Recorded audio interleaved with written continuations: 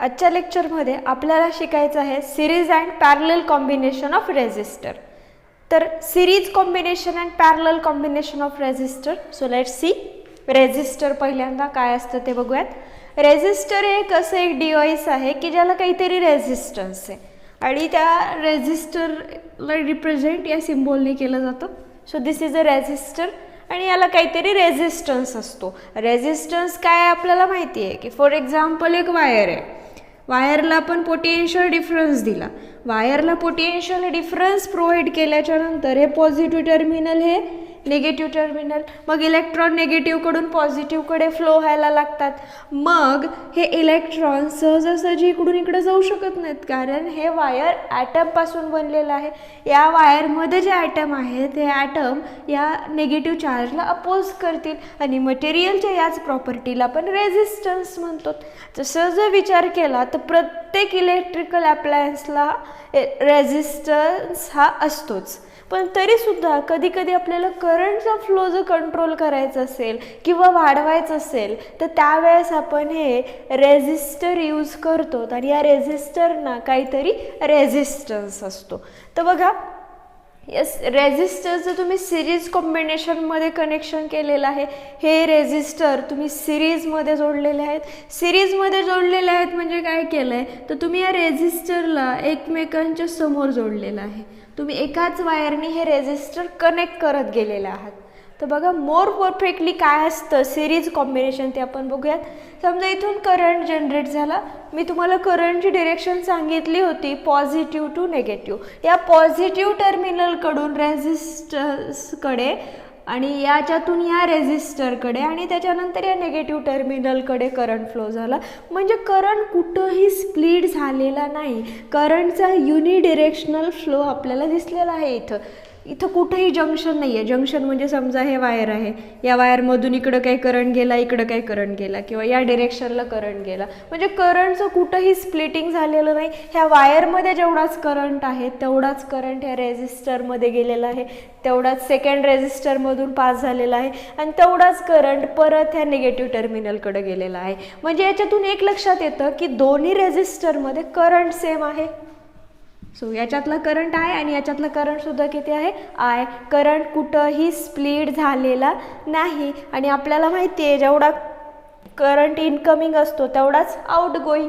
जेवढा करंट गेला आहे तेवढाच परत येतो कारण की जेवढे इलेक्ट्रॉन इथून निघले आहेत तेवढे इलेक्ट्रॉन निगेटिव्ह टर्मिनलकडे परत येणार आहेत. म्हणजे हे लक्षात ठेवा सिरीज कनेक्शन आहे किंवा सिरीज कॉम्बिनेशनमध्ये एक रेझिस्टर जोडलेले असतील तर तिथं करंटची व्हॅल्यू सेम असते. सो रिमेंबर दिस. सिरीज कॉम्बिनेशन हा सेम करंट.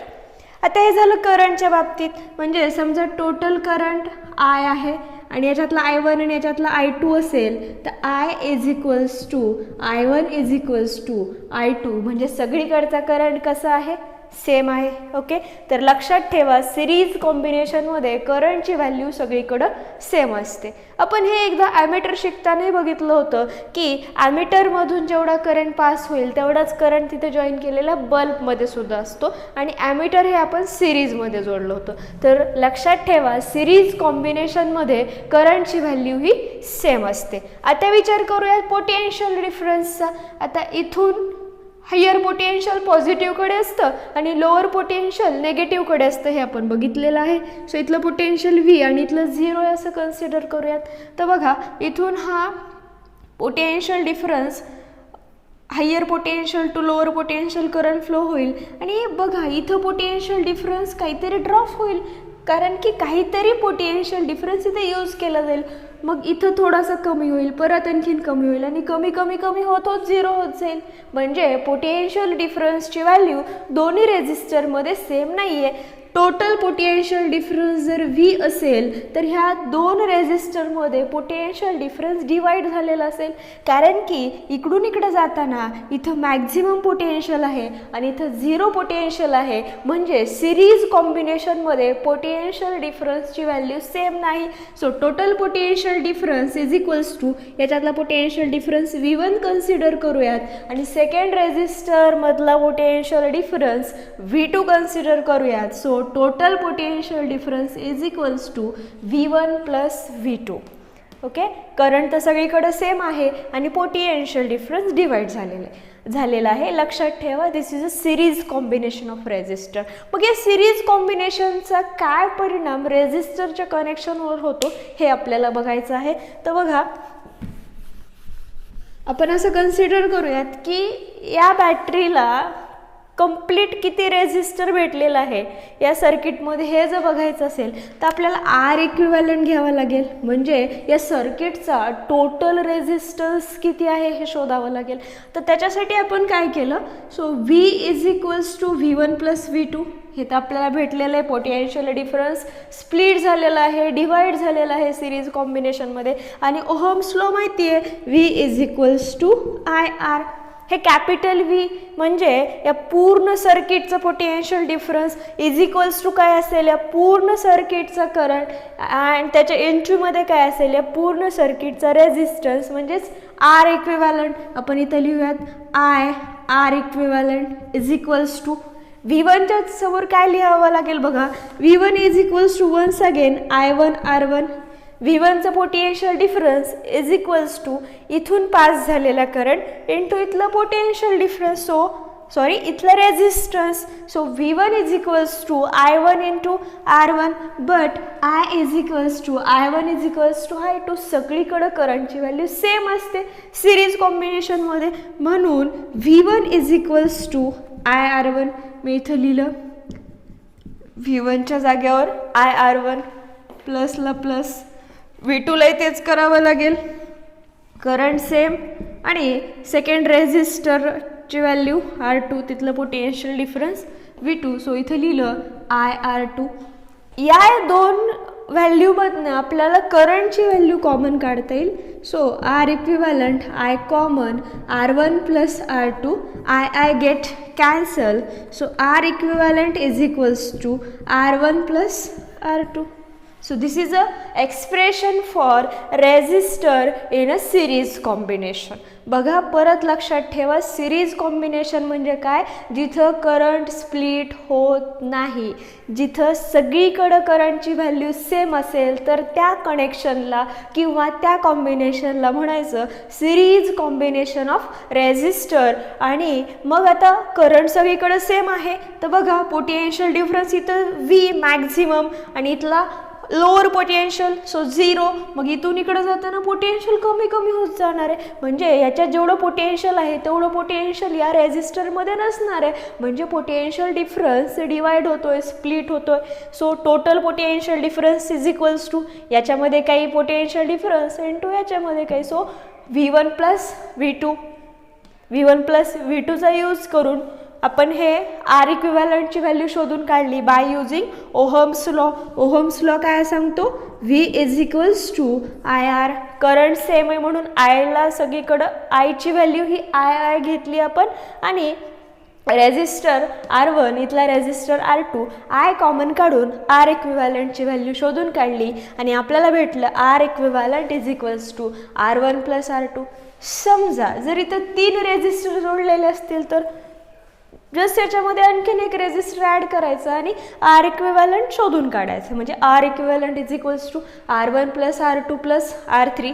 4 जोडलेले असतील तर R equivalent is equals to R1 plus R2 plus R3 plus R4. अशा पद्धतीनं सिरीजमध्ये तुम्ही जेवढे रेजिस्टर जोडणार आहात तेवढ्यांची बेरीज केली की तुम्हाला आर इक्विव्हॅलंट हा भेटून जातो. समजा N रेजिस्टर सिरीज कॉम्बिनेशनमध्ये जोडले असतील तर काय करणार, RN means resistor, N number of resistor are connected in a series is equals to सगळ्यांची बेरीज R1 plus R2 plus R3 plus dash plus RN. So this is a formula for series combination and this is used to calculate equivalent resistance. तर जर series combination असेल तर current सगळीकडे same, potential difference divide होतो आणि R equivalent काढण्यासाठी जेवढे resistor सिरीजमध्ये जोडलेले आहेत तेवढ्यांची सम केल्यानंतर आर इक्विव्हॅलंटची व्हॅल्यू आपल्याला भेटते. आता आपल्याला शिकायचं आहे parallel combination of resistor. Parallel combination of resistor म्हणजे दोन रेझिस्टर एकमेकांना पॅरलली जोडलेले आहेत. तर बघा आपण काय केलं, एक सर्किट घेतलं, सर्किटमध्ये इथं दोन रेझिस्टर जोडले parallel to each other, R1 and R2 हे पॉझिटिव्ह टर्मिनल, नेगेटिव्ह टर्मिनल. आता करंट पॉझिटिव्हकडून नेगेटिव्हकडे फ्लो व्हायला सुरू झाला.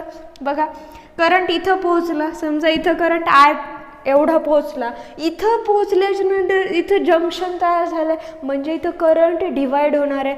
या रेझिस्टरकडे काही करंट जाईल आणि या रेझिस्टरकडे काही करंट जाईल. समजा याच्याकडे गेलेला करंट I1 आहे असं कन्सिडर करूयात, आणि R2कडे गेलेला करंट हा I2 आहे असं कन्सिडर करूयात. म्हणजे इथं करंट स्प्लिट झाला, परत हा करंट एकत्र आल्याच्या नंतर इथं आणखीन रिजॉईनिंग झालं आहे, म्हणजे परत करंटची व्हॅल्यू आय झाली आणि परत तो निगेटिव्ह टर्मिनलकडे आला. म्हणजे पॅरलल कॉम्बिनेशनमध्ये करंट स्प्लिट होतोय. आता आपण पोटेन्शियल डिफरन्स बघूयात. इथलं पोटेन्शियल V आहे असं कन्सिडर करूयात, आणि निगेटिव्हचं लोअर पोटेन्शियल असतं, सो दिस इज अ 0 असे कन्सिडर करूयात. तर बघा इथं या दोन पॉईंटला तेवढंच पोटेन्शियल असेल, कारण की बघा इथं एकच कनेक्शन आहे आणि परत हे एकमेकांना पॅरलली जोडलेले आहेत, म्हणजे या दोघांमधला पोटेन्शियल डिफरन्स सेम येतोय. म्हणजे ज्यावेळेस तुम्ही पॅरललमध्ये जोडतायत त्यावेळेस पोटेन्शियल डिफरन्सची व्हॅल्यू सेम आहे आणि करंट स्प्लिट होतोय. Exactly opposite to series combination. सिरीजमध्ये करंट सेम असायचा, पोटेन्शियल डिफरन्सची ॲडिशन व्हायची, पोटेन्शियल डिफरन्स डिवाइड होत होता. इथं बघा पॅरलल कॉम्बिनेशनमध्ये करंट स्प्लिट होताना दिसतोय, डिवाइड होताना दिसतोय आणि पोटेन्शियल डिफरन्स सेम आहे. हेच आपण व्होल्ट मीटर शिकत असताना शिकलो होतो की पॅरलल कॉम्बिनेशन काय असतं की जिथं पोटेन्शियल डिफरन्सची व्हॅल्यू सेम भेटते. आता तुम्ही याला किती जरी रेझिस्टर जोडत गेला त्या दोन पॉईंटच्या अक्रॉस, तर तिथं तुम्हाला पोटेन्शियल डिफरन्स हा सेमच भेटणार आहे. So in a parallel combination potential difference is same and current is added. Parallel कॉम्बिनेशनमध्ये पोटेन्शियल डिफरन्स सेम असतो आणि करंटचे ॲडिशन करतात, करंट हा स्प्लिट होतो. So total potential difference is equals to potential difference across R1 resistor is equals to potential difference across R2 resistor. So total potential difference at R1 is equals to potential difference at R2. Okay, तर बघा current split झाला आहे. So this is I1 plus I2. Ohm's law काय सांगतो, V is equals to IR. So I is equals to V by R. हे सगळं total current आहे. So total voltage ह्या एक्सप्रेशनचा यूज केलेला आहे, divided by R equivalent means total resistance, पूर्ण सर्किटचा रेझिस्टन्स. I1 बघा सगळीकडे पोटेन्शियल डिफरन्स सेमच आहे, सो V आणि divided by R1 plus V divided by R2. याच्यातून तुम्हाला V कॉमन काढता येईल. सो V कॉमन काढल्यानंतर ब्रॅकेटमध्ये शिल्लक राहिलं 1/R1 plus 1/R2. V get cancel. 1/R equivalent is equals to 1/R1 plus 1/R2. म्हणजे जर तुम्ही रेझिस्टर पॅरलल कॉम्बिनेशनमध्ये जोडले तर तुम्हाला हे एक्सप्रेशन यूज करावं लागेल.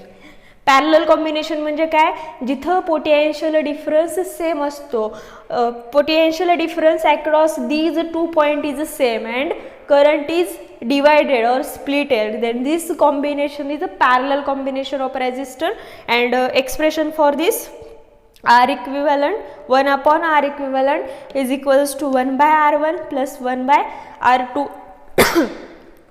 आपण जर 3 रेझिस्टर जोडले तर समजा इथं आणखीन एक रेझिस्टर ॲड केला तर काय करावं लागेल, तर त्याच्यामध्ये आणखीन एक रेझिस्टर ॲड करा. So R equivalent is equals to 1/R1 plus 1/R2 plus 1/R3, किंवा आणखीन 4 ॲड केले तर 1/R4 करा. आपण N रेझिस्टरसाठी एक्सप्रेशन घेऊयात. N resistor are connected in parallel, then R equivalent is equals to 1 upon R equivalent is equals to 1 by R1 plus 1 by R2 plus 1 by R3 plus dash dash plus 1 upon Rn, and this expression is used to calculate equivalent resistance in a parallel combination.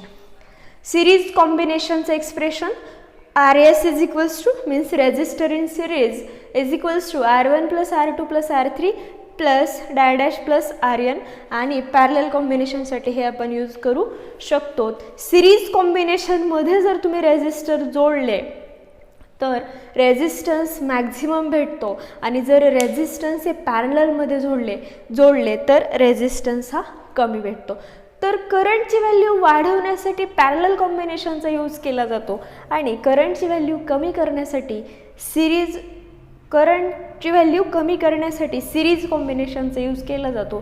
तर हे कसं होतं हे आपल्याला next पार्टमध्ये बघायचं आहे. याच्यासोबतच next लेक्चरमध्ये वेगवेगळे इलेक्ट्रिकल सर्किट त्यांचं इक्विव्हॅलंट रेझिस्टन्स कसा काढायचा हे आपल्याला बघायचं आहे. वेगवेगळे प्रॉब्लेम सॉल्व्ह करायचे आहेत. तर हे आपण शिकूयात पुढच्या लेक्चरमध्ये. या लेक्चरमध्ये फक्त एवढंच लक्षात ठेवा की सिरीजमध्ये करंटची व्हॅल्यू सेम असते, पोटेन्शियल डिफरन्स डिफरंट असतो. पॅरललमध्ये करंटची व्हॅल्यू डिफरंट असते, पोटेन्शियल डिफरन्स सेम असतो. सो आज आपण इथंच थांबूयात. Have a nice study.